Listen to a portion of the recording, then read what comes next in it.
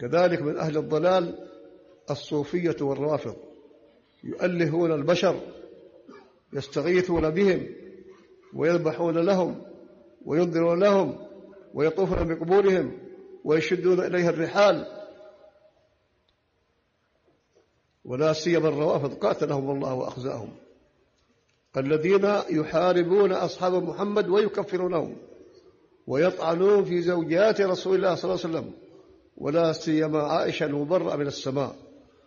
ومن يتهم عائشة ويقذفها فإنه كافر بالإجماع، كافر بالإجماع، لأنه يخالف كتاب الله وسنة الرسول وإجماع الأمة على براءة هذه أم المؤمنين الصادقة الصديقة الشريفة النزيهة رضي الله عنها، أثنى الله عليها بسبع سماوات مبرأة مما رماها به المنافقون.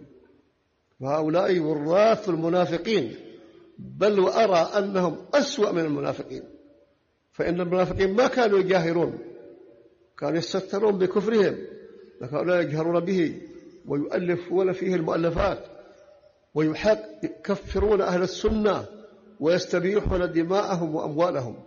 انظروا إلى هذه الفتنة في اليمن وفي سوريا وفي كل مكان التي يبثها الروافض، وهم أصدقاء اليهود والنصارى، وإن تظاهروا بسبهم فهم كذابون، وهم أصدقاء لليهود والنصارى من فجر التاريخ.